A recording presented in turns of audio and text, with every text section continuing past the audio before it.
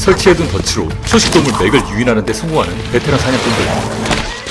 메소아메리카 유카탄 반도의 숲에서 표범발이라는 젊은 전사가 아버지인 부싯돌 하늘 지도 아래 성공적으로 맥몰이 사냥에 성공하는데, 귀가 예민한 젊은 전사 표범발이 낯선 인기척이 접근하는 걸 감지합니다.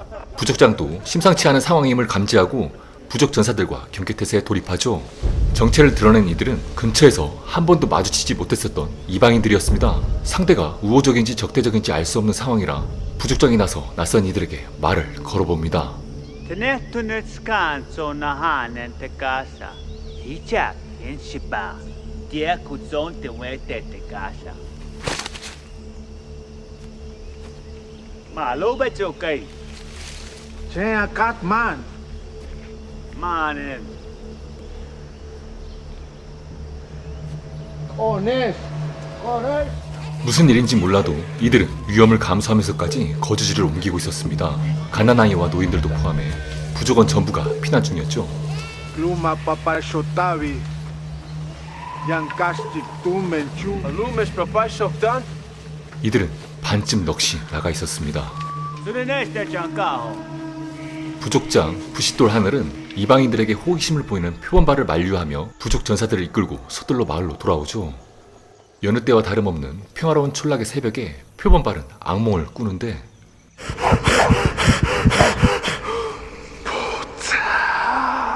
어제 만났었던 그 청년이 꿈에 나타나자 불길한 예감에 잠을 깹니다. 불행히도 표범발의 예감은 틀리지 않았습니다. 마을 사람들 모두가 잠든 새벽에 또 다른 낯선 이들이 은밀히 접근하는데, 단단히 무장한 이들은 부싯돌 하늘의 부족원들에게 호의적이지 않음이 확실했습니다. 과거든 현재든 안보에 나태함이 스며들면 곧 공동체의 멸망으로 직결되죠. 지속되던 평화에 타성에 젖어버려 경계 보초까지 없애버린 부족장의 돌이킬 수 없는 뼈아픈 오판으로 마을은 기습 공격을 받아 아수라장이 되는데, 그토록 훈련된 부족 전사들도 자다가 맞은 날벼락에는 속수무책이었습니다.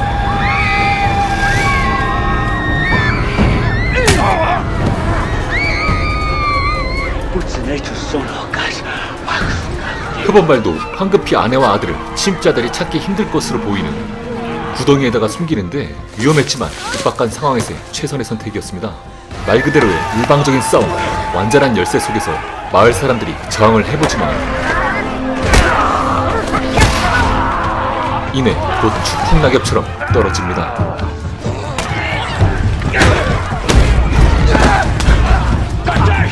이때 가족들을 구덩이 밑으로 내리는 표범발을 발견한 야만전사.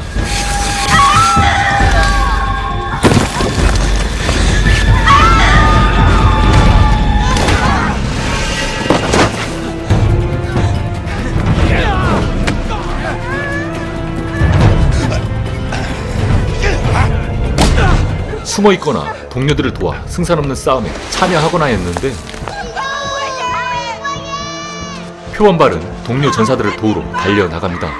그러나 상황은 이미 굴욕적이고도 참혹한 패배로 기울어져 있었습니다.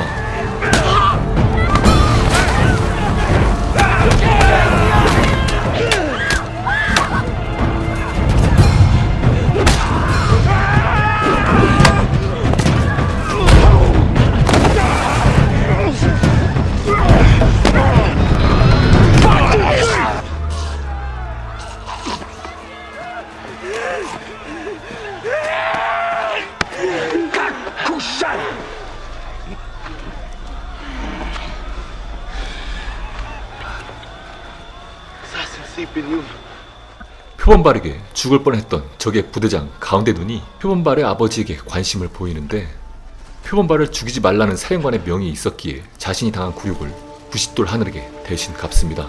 Masaka. 이렇게 부족장은 죽게 되고 표범발도 가족들을 구덩이에 남겨둔 채 적의 포로로 잡히고 맙니다. 이것이 전투나 전쟁에서 패배한 이들이 겪는 현실이죠. 남자들은 대부분 처형당하고 여자들은 놀이개로 이용당하다 버려집니다.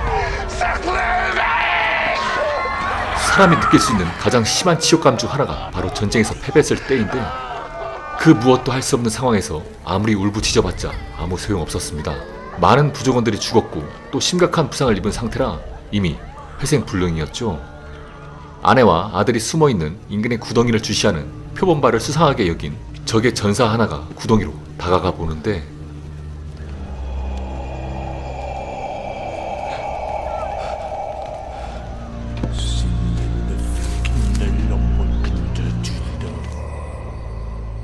구덩이 속 작은 공간에 숨어있는 아내와 아들.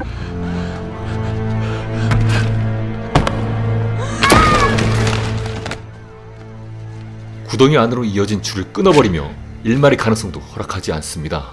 아내와 아들이 구덩이 안에 있다는 사실을 아는 유일한 사람인 표범발은 포박당한 채 어디론가 끌려가는데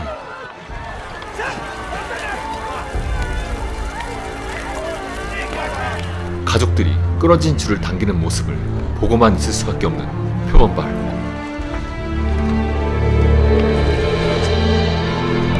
어린 아이들을 살려둔 것으로 보아 학살을 즐기는 야만족은 아닌 것으로 추측되는데 그래도 숲속에서 어른들 없이 아이들 스스로 생존할 확률은 매우 희박했습니다.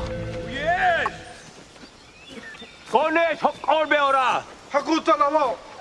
적의 선봉대에 잡힌 인질 중에 아는 사람이 있었습니다. 부족원을 이끌고 피난가던 그 청년이었죠. 인질로 잡힌 엄마를 계속해서 쫓아오는 아이들.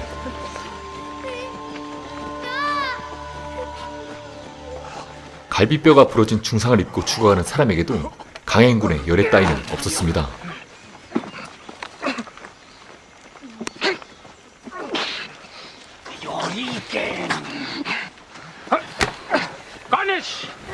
이들은 폭포에서 쏟아져 내려온 급류를 헤쳐가며 낯선 땅으로 향하는데 이 급류를 경계로 완전히 미지의 땅이 펼쳐집니다.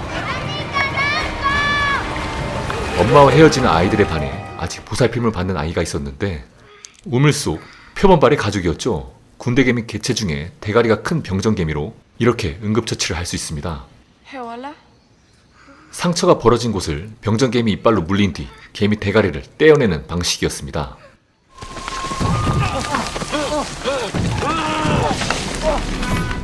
대나무에 인질 대여섯 명이 묶여 험지를 지나다 보니 단 한 명이 발을 잘못 디뎌도 모조리 낙사할 위기가 도사리고 있는 상황이었죠. 갈비뼈가 부러져 생사를 넘나드는 동료가 제 몸을 가누지 못하자 균형을 잃어 모조리 죽을 뻔했지만 동료 포로들이 안간힘을 써 겨우 살아납니다.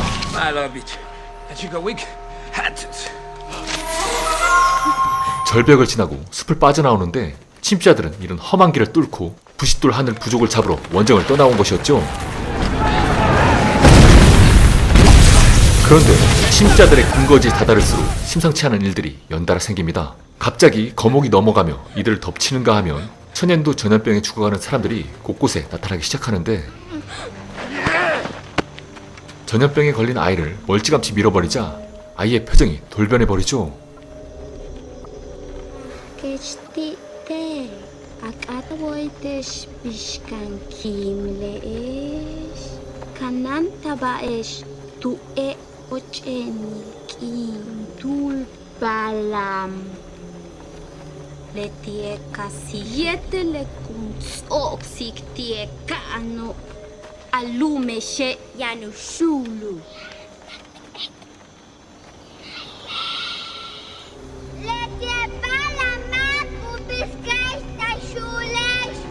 표범발과 잡힌 포로들이 진입한 곳은 유카탄 반도의 북부 저지대였습니다. 건조한 석회암 지대에서 회반죽한 흙과 목재를 이용해 건축이 한창이었죠. 전문 석공들이 돌을 채석하고 굽고 다듬어서 석조 건물 건축 자재를 생산하고 있었습니다. 곧이어 황폐한 땅이 이어지는데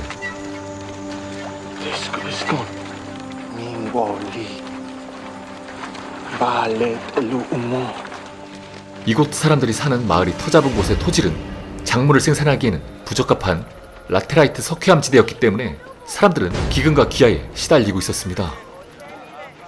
밀림을 태워 농사를 짓는 화전을 진행해 가용성 연기를 제공하는 잿물로 땅의 비옥함을 회복해 농사를 지었으나 이들의 주식인 옥수수는 토지의 지력을 많이 소모했기 때문에 곡물 등 식량 생산성이 충분치 않았습니다. 이곳 지역의 주민들이 잡혀오는 포로들을 보고는 마치 가축 보듯 하는데 이곳 사람들은 철저한 신문제 사회를 유지하여 수수한 외모의 일반 평민들과 화려한 옥 등의 장식으로 치장한 귀족들로 확실히 구분지어 생활하고 있었습니다. 열대우림에서 소규모 부족 생활을 하던 포로들은 문명인들을 처음 마주한 것이었죠. 이곳이 열대우림 지역이다 보니 썩기 쉬운 나무보다는 돌 조각품을 선호했고 유독 초록색과 푸른색을 선호하는 경향이 강해서 잡혀온 남자 포로들은 푸른색 염료 범벅으로 칠해지며 도심으로 끌려가는데 동물뼈, 금, 옥, 후교석으로 치장한 귀족들은 여자 포로를 경매를 시작하는데 주로 젊고 건강해 보이는 젊은 여자 포로들이 높은 값어치에 낙찰되었고 반면에 늙고 병들어 보이는 여자 포로는 가치가 없다며 그 자리에서 풀어주기도 했습니다. 흥정에 문제가 생겨 패싸움이 일어나자 노예상이 실소를 터뜨리기도 합니다. 노예로 팔려나가는 여자 노예들과는 달리 남자 포로들의 운명은 더욱 참혹했죠. 푸른색 염료를 뒤집어 쓴 남자 포로들이 오싹한 벽화가 사방에 그려진 신전 출입구에 들어서는데 구경꾼들이 그림에 나타난 그 모습 그대로 이들이 죽을 모습을 그대로 흉내내며 무엇인가를 간절히 바라고 있었습니다. 드디어 도심에 들어서는 순간 거대한 피라미드 신전이 눈앞에 나타납니다. 이곳은 후고전기 마야 문명 최대 규모의 도시국가 치첸 이트사였습니다. 이웃 도시국가 마야판의 공격을 받아 크게 위축되기는 했지만 여전히 적지 않은 규모를 유지하며 재기를 노리고 있었는데 토양은 더욱 황폐화되고 제국주의를 촉발시킨 대항시대가 도래하자 천연두 등의 전염병이 창궐하여 면역이 없던 이들에게 치명적인 위협이 되자 타 부족들을 포로로 잡아들이는 꽃전쟁을 일으켜 신께 바칠 인신공양으로 극복하기 힘든 이 재앙들을 피해보려 하는 것이었죠. 엘 카스티오라 불리는 약 30m 높이의 피라미드 재단 꼭대기에서 포로들의 배를 갈라 심장을 꺼내고 목을 쳐서 시체를 피라미드 밑으로 떨구며 신에게 보살핌을 바라는 행위였는데 이는 다양한 인신공양 중 하나였고 천영의 가죽을 벗기고 뒤집어 쓴 뒤 춤을 추거나 화살바지로 채용한 뒤 흥건한 피로 땅을 적시며 제사를 지내는 등 마야 문명의 인신공양의 섬뜩함 정도는 멕시코 지역에서 발현한 아즈텍 제국의 그것에 뒤지지 않을 수준이었습니다. 환각에 취해 있는 군주를 대신해 제사장과 귀족회의가 인신공양을 진행하는데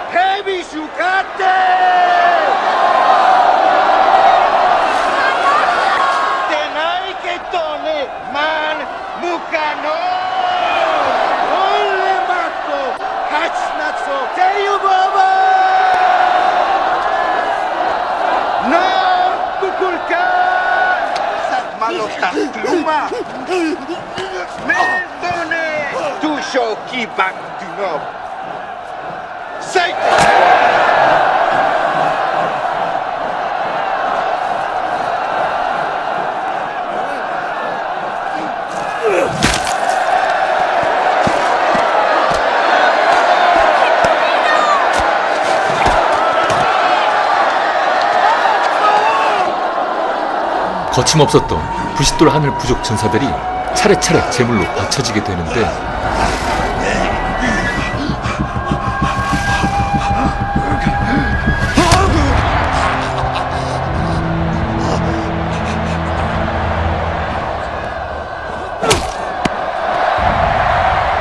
이젠 표범발 차례가 옵니다.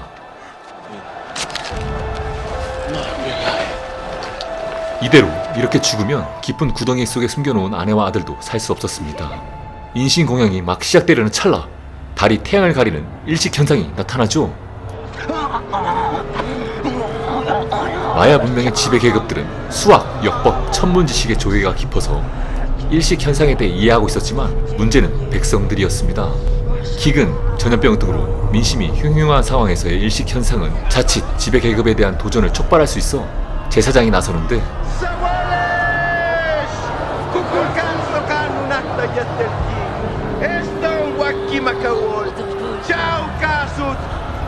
뱀신 쿠쿨칸이 인신공양에 만족하여 다시 태양을 돌려줬다고 설명하자 백성들이 환호하고 다시금 지배계급의 통치 권한의 정당성이 공고해지는 순간입니다.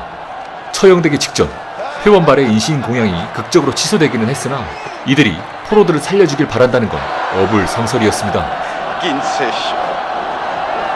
사령관 거대한 늑대는 포로들을 공놀이장으로 끌고 갑니다. 물론 이곳에서 포로들과 공놀이 하려는 것은 아니었고 치첸 이트사 전사들 자신들만의 인간사냥 놀이를 즐기기 위함이었습니다. 두 명이서 팀을 이룬 포로들이 힘껏 달려 갈대숲까지 도망치면 풀어진다는 놀이였죠. 갈대숲 앞에는 둔기를 든 골키퍼 역할의 전사가 수문장으로 버티고 있고, 뒤에는 활과 아틀라틀이라는 마야 두 창으로 무장한 전사들이 도망치는 포로들을 원거리 사냥하는 끔찍한 인간 사냥 놀이였던 것이었습니다.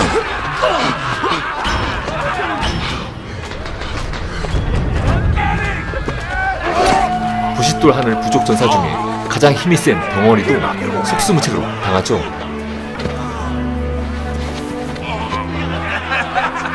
갈대숲으로 기어가보지만 골키퍼에게 마무리 일격을 당합니다.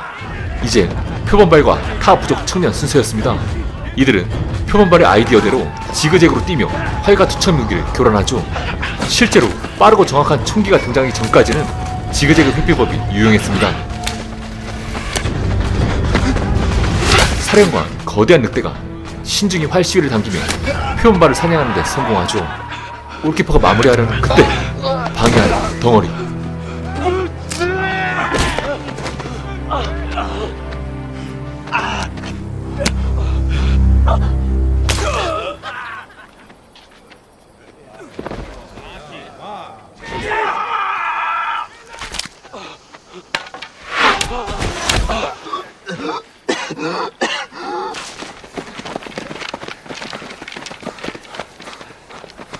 포로에게 이런 굴욕을 당해본 적 없었던 사령관 거대한 늑대. 게다가 골키퍼는 사령관의 아들이었기에 거대한 늑대의 분노는 극에 달합니다.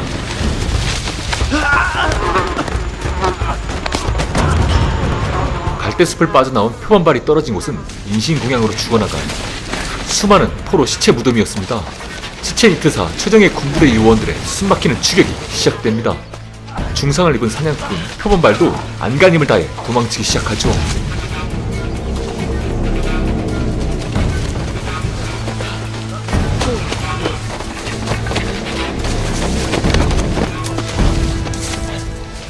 거리가 좁혀지고 있어서 나무에 올라 몸을 숨기기로 하는 표범발.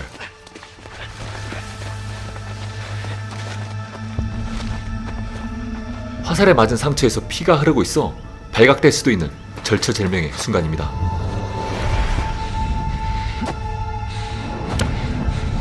다행히 추격대는 지나갔지만 엎친 데 덮친 격으로 위기가 연달아 나타났죠. 가운데 눈에 등에 묻은 피를 보고 표범발의 위치를 눈치챈 추격대. 표범발은 재규어에게 쫓기며 곧장 추격대가 있는 곳으로 달리는데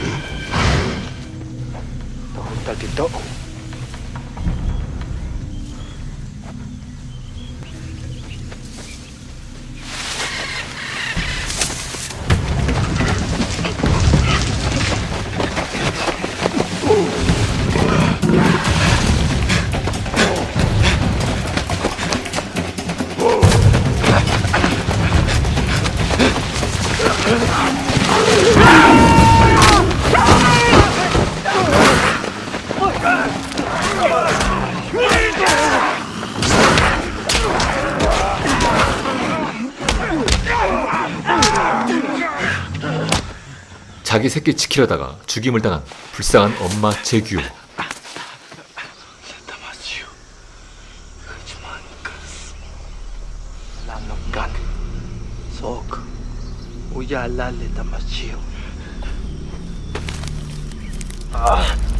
Jetelkum tulmak.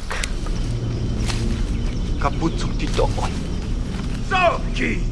Lete tunyal kaptu mensahak. Lekenju.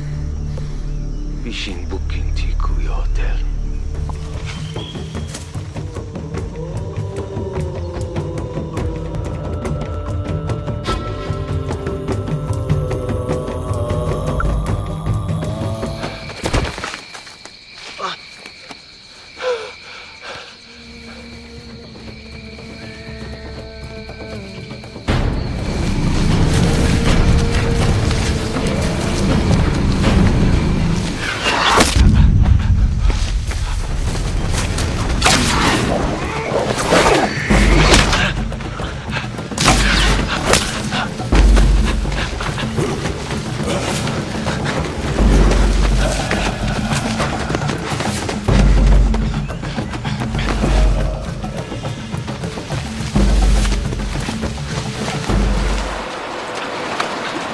앞에는 표범발 구조건들이 잡혀올 때 건넜었던 그 금리의 시작점인 호스였습니다.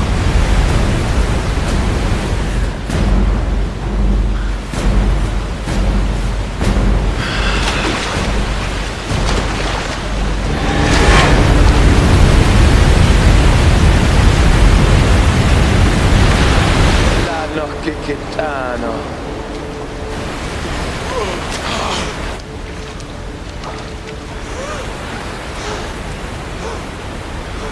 Tunahijak!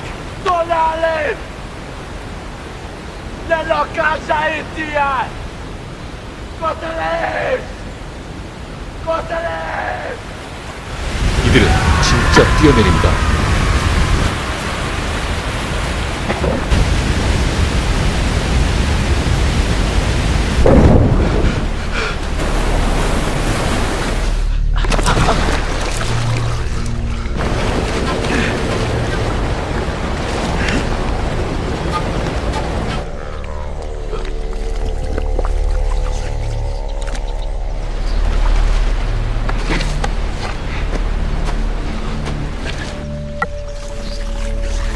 늪에서 빠져나오는 표범발. 이곳부터는 표범발의 구역이었기에 이제부터 전사 표범발은 오히려 추격대들을 사냥하려 합니다.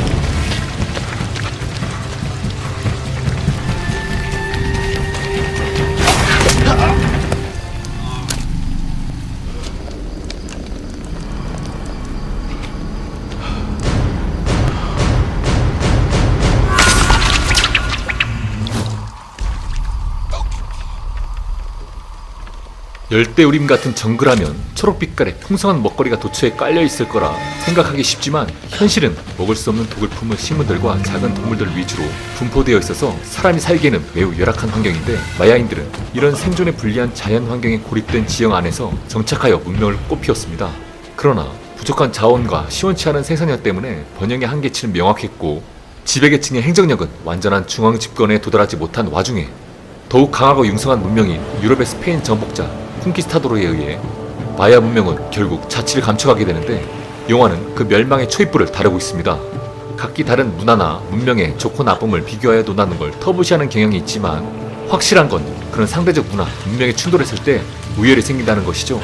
그리고 강하고 지배적인 문화, 문명이 지니는 근본적이고 본질적인 속성은 바로 생산성이라는 단어로 함축해서 이해할 수 있습니다. 마야인들끼리의 싸움에서도, 마야와 스페인의 전쟁에서도, 그리고 제국주의 시대 열강들에 비해 한없이 약해서 유린당했던 조선이라는 나라도 결국 생산성의 격차가 가져다주는 결과였던 것이죠. 영화 아포칼립토 리뷰였습니다. 좋아요, 구독, 공유 버튼 눌러주세요.